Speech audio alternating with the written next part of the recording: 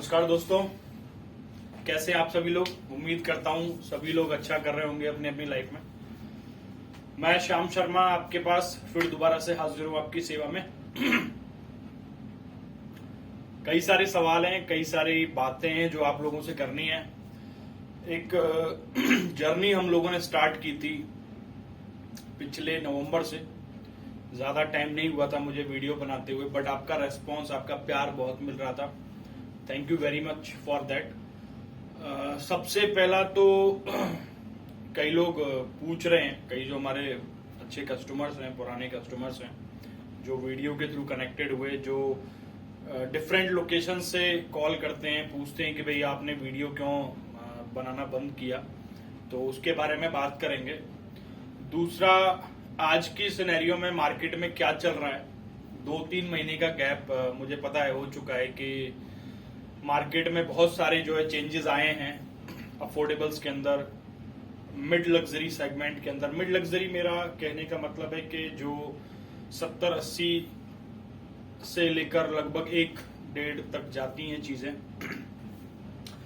तीसरा कि आज के सिनेरियो में भी लोगों को कई सारे ऑप्शंस जो है नहीं मिल रहे हैं। मुझे ऐसा लगता है पर्सनली कि कस्टमर्स जो हैं आज की डेट में भी घूम रहे हैं मार्केट में, सर्चिंग में कि भाई क्या चीज बेहतर और मिल सकती है, कैसे अपना जो प्रॉपर्टी बाइंग का एक्सपीरियंस है उसको हम इम्प्रूव कर सकते हैं। ये सारी बातें हैं दोस्तों, तो शुरुआत करते हैं। सबसे पहले तो मैं आप सभी लोगों से सॉरी चाहूंगा कि बीच में ये 2-2.5 महीने से हम लोग वीडियो नहीं बना पा रहे थे, टाइम नहीं मिल पा रहा था, कई और भी रीजंस थे। तो सबसे पहले तो ये इन्फॉर्मेशन मुझे आपके साथ, ये जानकारी मुझे आपके साथ शेयर करते हुए बड़ी खुशी हो रही है। और वाकई में ये खुशी का पल था कि अभी 6 अप्रैल 2022 को मेरा एक बेटा हुआ है, छोटा बेटा हुआ है। तो आप सब लोगों की दुआएं हैं, स्वस्थ हैं सभी लोग। तो एक तो कारण ये था कि मैं वीडियो के लिए टाइम नहीं दे पा रहा था, क्योंकि फैमिली एंगेजमेंट काफी ज्यादा हो गया था लास्ट टाइम पर। तो थोड़ा बहुत हम लोग काम कर रहे थे, मार्केट में ही थे, बट थोड़ा टाइम नहीं मिल पा रहा था कि जिससे मैं आप लोगों के साथ एक इंटरेक्शन जो हमारा स्टार्ट हुआ था पिछले साल नवंबर से, वो हम कंटिन्यू कर सकें। 10, 12, 15 वीडियो मैंने बनाई थी। आप लोगों का बहुत प्रेम, बहुत स्नेह मुझे मिला, उसके लिए बहुत धन्यवाद आप सभी लोगों का।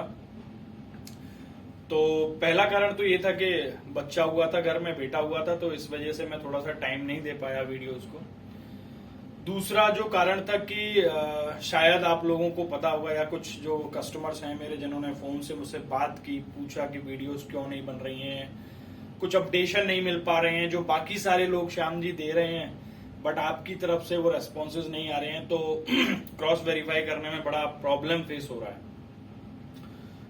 देखिए, मैं इस मार्केट में बहुत ही छोटा, आप कहिए, किरदार हूं। बहुत छोटे लेवल पर हम लोग काम करते हैं, बहुत छोटा हमारा एरिया ऑफ वर्किंग है। बट जो सबसे मतलब कहिए कि एक अच्छी बात है कि हम लोग 2 प्रिंसिपल्स को कभी कॉम्प्रोमाइज नहीं करते अपने काम में। एक, we never ever overvalued any particular builder. हम कभी भी ये नहीं करते कि this is the only thing we have. हमारे कस्टमर्स की नीड, हमारे कस्टमर्स की रिक्वायरमेंट हमारे लिए बहुत ज्यादा इंपॉर्टेंट है। हम लोग फोकस सिर्फ उसी पर करते हैं। हमारा ये फोकस रहता है कि हमारे कस्टमर की नीड जहां सेटिस्फाई हो रही है, हम लोग वो प्रोजेक्ट्स करें जो कंस्ट्रक्शन क्वालिटी वाइज भी अच्छे हों, जिनके पेमेंट प्लान्स अच्छे हों, जिस बिल्डर में दम हो। ऐसा नहीं कि आपके जो हार्ड अर्न मनी है हम उसको लगाकर और बस डील हो जाए, ये सब चीजें करने के लिए हम मार्केट में नहीं है। तो पहला प्रिंसिपल हम लोग ये फॉलो करते हैं कि हम कोशिश करते हैं कि कोई भी ऐसा एक एडवेंचरस या कहिए कोई सरप्राइजिंग एलिमेंट कस्टमर को ना मिले after deal has been materialised. तो हम कोशिश यही करते हैं कि सारी चीजें ट्रांसपेरेंट रहें, ऑनेस्टी के साथ हम लोग काम करें। इसीलिए मैंने उस प्रिंसिपल का नाम भी इस तरीके से मतलब डिफाइन किया हुआ है अपने लिए, work decently and earn honestly. तो earn honestly and work decently, ये हमारा मोटो है। दूसरा प्रिंसिपल जो मैंने अपने लिए खुद के लिए बनाया है इस रियल एस्टेट फील्ड में, क्योंकि हम देखते हैं आए दिन कई सारे वाकये होते हैं कि भाई कस्टमर्स को लुभाने के लिए या कई बार डील क्लोज करने के लिए कई बार हमारे फील्ड के कई सारे भाई हैं, कई सारे भाई मैं इसलिए बोल रहा हूँ क्योंकि हर कोई ऐसा नहीं करता है। कई लोग अच्छे हैं जो ईमानदारी से अपना काम कर रहे हैं। हाँ, कुछ चीजें देखिए सेल्स में मैनिपुलेट होती हैं, कुछ चीजें की जाती हैं, ये चीज एक्सेप्टेबल है।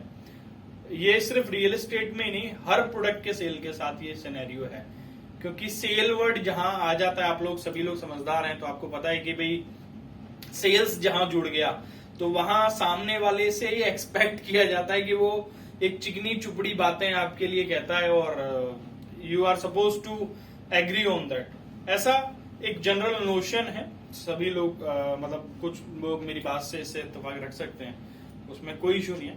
तो ये तो प्रिंसिपल्स हैं हमारे कि भाई हम कोशिश यही करते हैं कि ट्रांसपेरेंट डील रहे, फेयर डील रहे। तो हम इसी चीज में अपने आप को थोड़ा सा माउल्ट करने की कोशिश करते हैं कि भाई जितना हो सके 100 में से 99% हम कोशिश करते हैं ये चीजें। 1% इसलिए मैं बोल रहा हूँ कि कई सारी चीजें हमारे लिए भी एक सरप्राइजिंग एलिमेंट की तरह आती हैं जब बिल्डर से हमें at the time of booking कुछ और बोला जाता है और at the time of possession या at the time of handling over the keys, तो उसके बारे में चीजें हैं। तो दोस्तों, मैंने आपको बताया कि कुछ थी पर्सनल चीजें फैमिली में कि भाई जिसकी वजह से हम लोग ये वीडियोस नहीं बना पा रहे थे। दूसरा एक सबसे बड़ा कारण मैं आप लोगों के साथ साझा और करना चाहता हूं। दिस वाज ऑलमोस्ट 50% इसका वेटेज था कि मैंने वीडियोस बंद की। देखिए, हम लोग किसी एक पर्टिकुलर बिल्डर के लिए काम नहीं करते हैं और किसी एक पर्टिकुलर प्रोजेक्ट के लिए काम नहीं करते हैं। अभी लास्ट वीडियो के बाद मेरे पास एक बहुत रेप्यूटेड बिल्डर हैं, उनसे कॉल आया कि भाई आपने अपनी वीडियोस में हमारे ब्रांड का, हमारे प्रोजेक्ट का नाम मेंशन किया है, उसमें अपने कुछ पार्ट बी कंपोनेंट की भी बात की है, तो आप उस वीडियो को डिलीट कर दें या हटा दें। सॉर्ट ऑफ चीजें कुछ डिस्कस हुई इनकी हायर अथॉरिटीज के साथ। देखिए, मैं बहुत छोटे लेवल पर मैंने आपको बताया कि हम लोग काम करते हैं, बहुत एरिया बहुत कम है हमारे जो क्लाइंटेज है वो भी बहुत कम है। कोई 10-20 करोड़ 25 करोड़ की चीजें नहीं बेचते हैं। 20-25 लाख 30 लाख जो अफोर्डेबल की रेंज है वो 50 60 70 1.2 2.5 CR लास्ट हमारा है, जिसमें 2.5 CR में भी कोई फ्लैट नहीं है, प्लॉट्स ही हम लोग सेल करते हैं। तो जब उस कंपनी ने, उस बिल्डर ने हमसे ऐसा कहा तो क्योंकि हमारी कुछ बिलिंग्स थी उनके पास, मजबूरी में हमको वो वीडियोस स्टॉप करनी पड़ी, हटानी पड़ी। तो दूसरा कारण ये था दोस्तों कि मैं काफी लंबे समय से वीडियोस नहीं बना रहा था। तीसरी जो बात है कि मार्केट में आज के सिनेरियो में क्या चल रहा है, तो फटाफट इसके बारे में भी हम लोग बात कर लेते हैं। देखिए, मुझे पता है कि हर बिल्डर ये चीज जानता है और करता भी है। पार्ट बी सभी लोग लेते हैं, कोई भी हो। कुछ बिल्डर्स हैं जो प्योर वाइट में ट्रांजेक्शन करते हैं, जैसे आशियाना है, उनका एक्सपीरियंस बहुत अच्छा रहा मेरे साथ कि मैंने उसमें कई सारी डील्स की। तो आशियाना कभी भी अपने प्रोजेक्ट्स में कोई भी कैश इन्वॉल्व नहीं करता है, बहुत ही फेयर ट्रांसपेरेंट चीजें रखता है और ये मैं अप्रिशिएट करता हूं। देखिए, जो अच्छी बात है उसको अप्रिशिएशन मिलना भी चाहिए। अगर मैं नेशनल लेवल पे बात करता हूं तो अगर हमारे पीएम हैं मिस्टर मोदी, तो मोदी जी अगर कुछ अच्छा कर रहे हैं तो हमें उसे अप्रिशिएट करना चाहिए। नॉट बीइंग कि ही इज माई लीडर या he is our leader, but he is representing our nation. तो हमारे देश को अगर कोई रिप्रेजेंट कर रहा है और वो कुछ अच्छा डिसीजन ले रहा है जिसका इम्पैक्ट हम 135 करोड़ लोगों पर पड़ना है, पॉजिटिव इम्पैक्ट पड़ना है, तो उसको अप्रिशिएट करना चाहिए। तो इसलिए मैंने आशियाना की बात की। और भी बिल्डर्स हैं, बट मेरा पर्सनल एक्सपीरियंस आशियाना के साथ काफी अच्छा रहा। मेरे क्लाइंट्स जो वहां पर सेटल हुए, जिन्होंने फ्लैट्स लिए, वहां पर यूनिट्स बुक की, तो उनका एक्सपीरियंस बहुत अच्छा रहा। तो देखिए सर, अल्टीमेटली है क्या, हमारा गोल क्या है?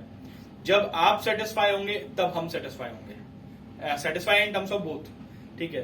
तो जब आपको किसी चीज का एक्सपीरियंस अच्छा लगेगा तो हमको भी बहुत अच्छा लगेगा कि भाई ठीक है, सर की एक हार्ड एंड मनी थी, मैम की एक हार्ड एंड मनी थी, जो हमने बढ़िया जगह लगवाई, एक अच्छा घर उनको दिलवाया। तो उनका जब एक्सपीरियंस अच्छा लगता है और उनकी तरफ से रेफरेंसेस आते हैं, तो बट ऑब्वियस है कि सर उसकी तारीफ बनती है।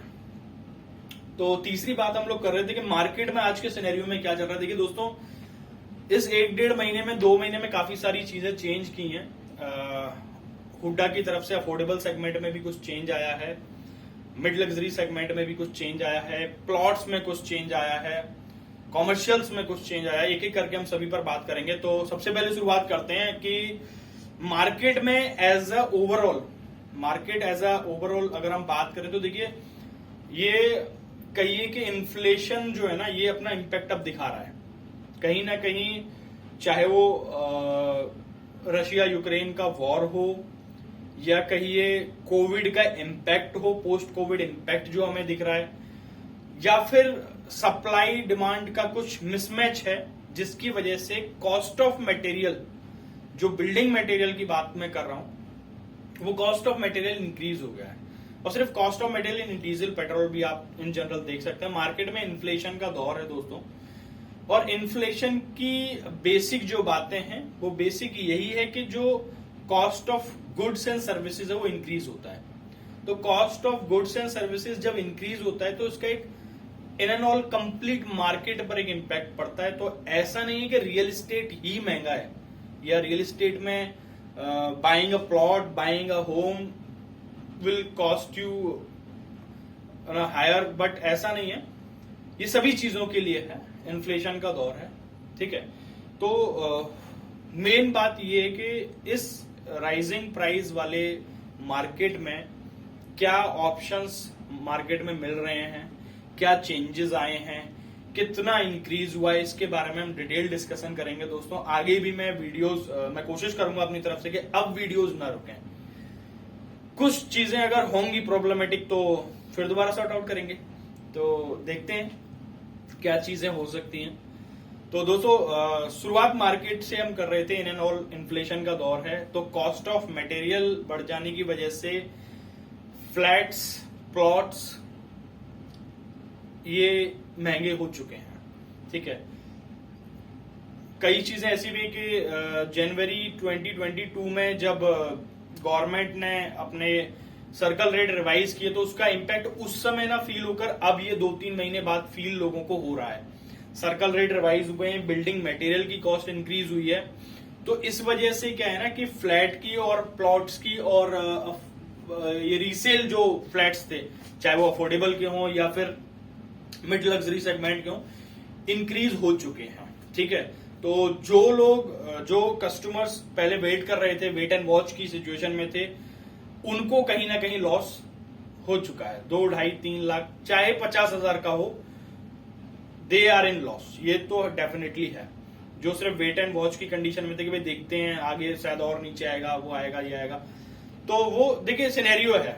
आज से 5 साल पहले भी अगर आप जाएं, 5 साल पहले भी कोई कस्टमर वेट कर रहा हो, तो आज की सिनेरियो में उसको कॉस्टली चीजें पड़ रही होंगी। आगे 5 साल की अगर मैं बात करूं तो आज आपको जो चीजें मिल रही है, इसलिए मैं कहता हूं कि देखिए, when you are buying property that is the best time. ऐसा कोई परफेक्ट टाइम नहीं है जिस पर कि आपको कोई भी, मैं ही नहीं, कोई भी बड़े बड़े ज्ञानी लोग हैं हमारी फील्ड में, बहुत इंफॉर्मेशन उनके पास है, बहुत सारी चीजें हैं, बहुत एक्सपीरियंस उनके पास है। मैं बहुत छोटा किरदार हूं, चाहे आशीष गढ़ जी हों, आपके अमित सांगवान जी हों, ये मुझे नाम नहीं लेना चाहिए, मैंने अपनी प्रीवियस वीडियोस में नाम नहीं लिया है, बट यस देखिए इम्पैक्ट है।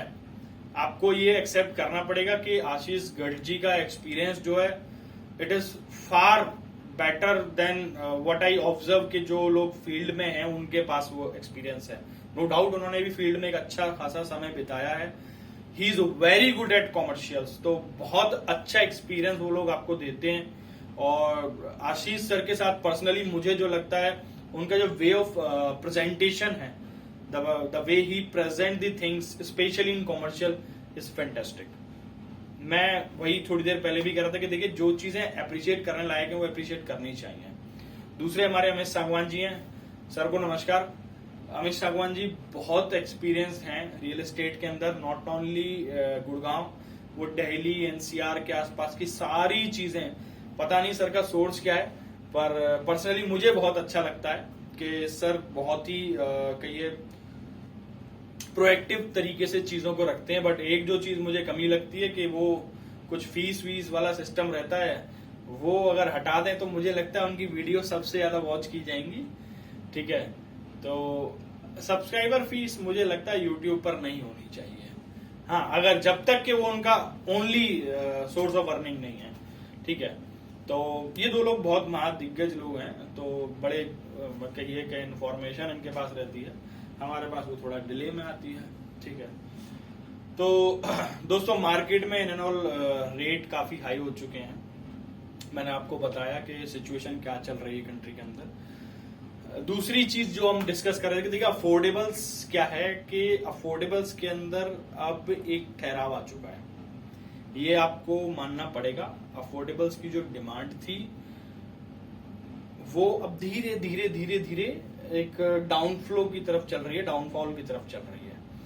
उसके 2-3 मेन रीजन जो मुझे मेरा पर्सनल बिलीफ है, मेरी अपनी एक पर्सनल अंडरस्टैंडिंग है, मुझे लगता है कि सबसे पहला कारण ये कि ऑनलाइन रजिस्ट्रेशन होने की वजह से जो सिस्टम में बाईपास आया है, आप समझ रहे हैं ना, bypass builder channel partner customer, तो वो बाईपास हो गया है, डायरेक्ट कनेक्ट हो गया है। तो उसकी वजह से हमको ऐसा लगता है कि इनफ्लो कम है। बट हाँ, कई बिल्डर्स लोग दावा करते हैं कि एक दिन में प्रोजेक्ट सोल्ड हो गया, 700 यूनिट, 800 यूनिट, 1400 यूनिट, 1500 यूनिट, जितनी भी यूनिट हो, एक दिन मैक्सिमम 2 दिन। पता नहीं, ये मुझे लगता है कि MRG 106 जब आया था उसके बाद एक ट्रेंड है। ट्रेंड क्या है? शायद ही इक्का दुक्का कोई प्रोजेक्ट होगा, अगर मैं 99 कॉन्स्टिट्यूएंट हैबिटेट के एक्सटेंशन की बात छोड़ दूं या डिप्लोमेटिक गोल्फ ग्रीन की बात छोड़ दूं, कि किसी का दूसरा ड्रॉ भी हुआ हो। सिंगल डे में एप्लीकेशंस क्लोज्ड, कई प्रोजेक्ट्स में तो 2-3 बजे ही क्लोज्ड हमारे लिए। जनरली टीसीबी पर 15 दिन का टाइम होता है। ठीक है, तो क्लोज्ड का मतलब ये कि या तो ये कहिए कि बिल्डर्स अब ये चीज समझ गए कि डायरेक्ट कस्टमर अगर जुड़ रहा है, why should we entertain brokers and channel partners, ये उनकी अपनी अंडरस्टैंडिंग है।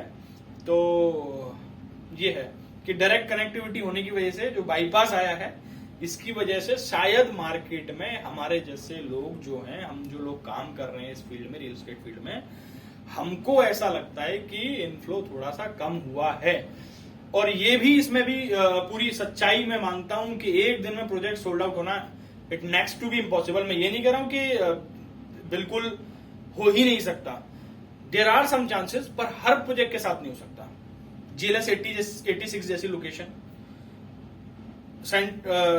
कॉन्स्टिट्यूएंट 102, ये लोकेशन दमदार थी, मानता हूं बिक सकती है, बट पूरा 750 के ऊपर ओवर सब्सक्राइब, फिर ये फिर वो। और आप देखिए ना, एक चीज समझिए, जब कंप्लीटली सोल्ड आउट हो गया, ओवर सब्सक्राइब हो गया, तो उसमें यूनिट्स कैसे निकल रही हैं? क्यों? आपसे पार्ट भी मांगकर डायरेक्ट एंगेजमेंट या डायरेक्ट एंटरटेनमेंट हो रहा है। आप समझिए चीजों को, एज अ कस्टमर आपको ये चीजें समझनी चाहिए। तो चीजें अवेलेबल हैं, बट एक बैकडोर बनाया हुआ है, वहां से वो चीजें चल रही हैं। ठीक है, तीसरा, इनफ्लो इसलिए भी कम हुआ है कि 25, 30, 35 लाख वाली चीज में, अफोर्डेबल सेगमेंट वाली चीज में, एक इन्वेस्टर को सेटिस्फेक्शन मिल रहा है, पर जो एंड यूजर है, जो वहां जाकर अपनी फैमिली के साथ शिफ्ट होगा, रहेगा, टाइम स्पेंड करेगा वो सेटिस्फाई नहीं हो पा रहा है। चाहे उसका कारण स्मॉल साइज सेगमेंट हो, चाहे उसका कारण जेंट्री हो, चाहे उसका कारण लैक ऑफ एम्यूनिटीज हो, या फिर एक कहिए कि एक इंडिया में एक बड़ा बढ़िया कॉन्सेप्ट है कि अगर आपका पड़ोसी मर्सिडीज से चलता है और आप मारुति स्विफ्ट से चल रहे हैं तो आप अपनी गाड़ी से सेटिस्फाई नहीं होंगे, आप दूसरे की गाड़ी देखेंगे कि उसकी मर्सिडीज है, मुझे मर्सिडीज में चलना चाहिए, या मेरे पास जैगुआर होनी चाहिए, या मेरे पास रोल्स रॉयस होनी चाहिए। तो ऐसा सॉर्ट ऑफ चीजें मुझे पर्सनली लगता है, मैंने स्टार्टिंग में कहा कि ऐसी चीजें चल रही हैं। तो मैं अपने कस्टमर्स को ये चीज बोलना चाहूंगा कि वो इस चीज को दिमाग से निकालें। अफोर्डेबल की सप्लाई ऑलरेडी बहुत ज्यादा हो चुकी है, बहुत ज्यादा सप्लाई हो चुकी है in comparison to demand. Investor अगर कोई अफोर्डेबल्स में जाना चाहते हैं, नो डाउट आपके लिए देखिए segment as compare to price के बेसिस पर अगर कंपेयर किया जाए तो नो डाउट आपके लिए सौदा फायदे का है। पर एक पर है उसमें, वो पर क्या है कि 25 लाख वाली चीज आपको तब तक रिटर्न देगी जब तक कि उसका सैचुरेशन नहीं आ जाता। और जब आपके कंपटीशन में बहुत सारे प्रोडक्ट हैं at the same price cost, तो अब आपका सैचुरेशन जल्दी आएगा। सनसिटी सेक्टर 102 आज रीसेल वैल्यू 40, 42, 45 के आसपास है। इसका मतलब ये नहीं कि आरओएफ भी 40 में बिक रहा है, इसका मतलब ये नहीं कि कॉन्सियंट 99 भी उतने में बिक रहा है, इसका मतलब ये नहीं कि मायरा भी उतने में बिक जाएगा, इसका मतलब ये नहीं कि एससीबीएस भी उतने में बिक जाएगा, इसका मतलब ये कतई नहीं हो सकता कि मायरा 104 भी उतने में बिक जाएगा, ये कतई नहीं हो सकता कि डिप्लोमेटिक गोल्फ लिंक भी उतने में बिक जाएगा। नहीं, आप समझिए चीजों को, ठीक है? तो इसको आपको थोड़ा सा समझना पड़ेगा। मैं स्पेशली ये बात अपने इन्वेस्टर भाई, दोस्त, बुजुर्ग जो भी हैं, माताएं, बहनें, थोड़ा सा पॉलिटिकल साउंड हो रहा हूं मैं, ठीक है? तो इस चीज को आप समझिए, एज अ इन्वेस्टर वो सैचुरेशन बहुत नजदीक है। अगर आने वाला नहीं है तो ये समझिए कि बस आ नहीं चुका है तो आने वाला है, ये आप दिमाग में सेट कर लीजिए। बहुत ज्यादा सप्लाई हो चुकी है, किसी भी सोसाइटी में अफोर्डेबल की 30%, 40% से ज्यादा ऑक्यूपेंसी नहीं है।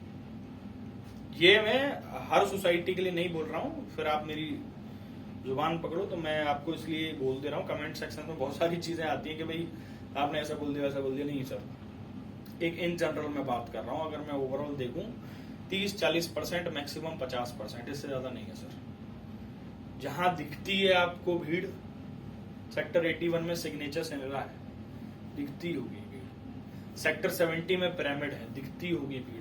पर सर गाड़ियों से भीड़ का अंदाजा नहीं होता, नंबर ऑफ फ्लैट्स कितने ऑक्यूपाइड हैं इससे अंदाजा होता है। गाड़ी तो ऑब्वियस ही बात है, 4-5 एकड़ का प्रोजेक्ट है तो गाड़ियां तो 200 खड़ी हो जाएंगी, भरा हुआ दिखेगा सब कुछ। 200 गाड़ियों की नंबरिंग अगर आप देखेंगे बिल्कुल भरा हुआ दिखेगा। तो मेरे कहने का मतलब ये है कि इन्वेस्टर को अब ये चीजें समझनी पड़ेंगी कि वो सैचुरेशन के पास हैं। ऑप्शंस क्या हैं? नो डाउट कि उस प्राइस सेगमेंट में अफोर्डेबल से अच्छा कुछ भी नहीं है। बट सर अगेन, आप 25-25 लाख की 4-5 प्रॉपर्टी बना रहे हैं, it doesn't make any sense. आप प्लॉट्स में एंटर करिए, आप थोड़ा मिड लग्जरी सेगमेंट की चीजें देखिए। हैं कई सारी जगह जहां पर रिटर्न अच्छा मिल रहा है in terms of rent, in terms of value. देखिए वैल्यू ना एक बड़ा कहिए सोफिस्टिकेटेड वर्ड है। वैल्यू कई लोग अपने अपने तरीके से आइडेंटिफाई करते हैं। कई लोग इसको मनी टर्म्स में गिनते हैं, कई लोग इसको सेटिस्फेक्शन में गिनते हैं, कई लोग इससे जो ओवरऑल एक्सपीरियंस आपको मिलता है उस टाइम ड्यूरेशन में, उस पैसे को लगाने के बाद, वो जो इकोसिस्टम आपका बनता है, एनवायरमेंट बनता है, उसको वैल्यू बोलते हैं। तो कई सारी चीजें ऐसी अवेलेबल हैं जो आपकी वैल्यू इंक्रीज कर रही हैं और कर सकती हैं। तो मार्केट में ये सारी चीजें दोस्तों भाइयों चल रही हैं। बाकी देखिए सर, एक चीज और है जो मैं आपसे डिस्कस करना चाहता हूं कि कई लोगों का कहना है कि भाई मार्केट अभी इतना नहीं, वो ओवर हाइप कर रखा है, ओवर रेटेड कर रखा है। सर देखिए, मार्केट ओवर रेटेड है या ओवर हाइप्ड है मुझे नहीं पता, मुझे बस इतना पता है कि चीजें बिक रही हैं, प्लॉट्स बिक रहे हैं। जो 90,000 रुपए गज के प्लॉट्स थे, आप खुद बताइए, अगर वो 1,32 से 1,25 की 1,30 की कॉस्टिंग में जा रहा है, लेने वाले ले रहे हैं सर, जिनकी रीसेल निकल रही है वो रीसेल में बेच रहे हैं। आप क्या कहेंगे? मार्केट ओवर हाइप्ड है? सर करेक्शन ऑलरेडी हो चुका है मार्केट में। जो मार्केट में एक हाइप जाने के बाद करेक्शन होता है वो ऑलरेडी मार्केट में हो चुका है। 2020-21 ये उसका बेस्ट एग्जांपल है। आप समझिए कि रियल एस्टेट के अंदर इस समय सबसे ज्यादा बूम अगर कहीं पर है, फ्लोर्स, प्लॉट्स और मिड लग्जरी सेगमेंट, जो 70, 80, 90, 1.2 CR तक की चीजें हैं, वहां है। चीजें निकल रही हैं, आप ही लोग ले रहे हैं, जो कस्टमर्स हैं वही ले रहा है। इन्वेस्टर्स का पैसा बहुत कम लगा हुआ है। इन्वेस्टर्स अगर कहीं कुछ प्लान कर रहे हैं, मैं अगेन आप लोगों को बोलूंगा, अफोर्डेबल सेगमेंट में अब थोड़ा सा सावधान होने की जरूरत है। कई लोग इसमें एक क्वेश्चन मार्क उठाएंगे कि भाई अब चूंकि ऑनलाइन हो गया है, क्योंकि डायरेक्ट बिल्डर से कनेक्टिविटी हो गई है, एक स्मूथ प्रोसेस हो गया है, आप लोगों का कमीशन हट गया है, सिर्फ इस वजह से आप लोग कस्टमर्स को गुमराह कर रहे हैं। देखिए, दो चीजें हैं सर। पहला,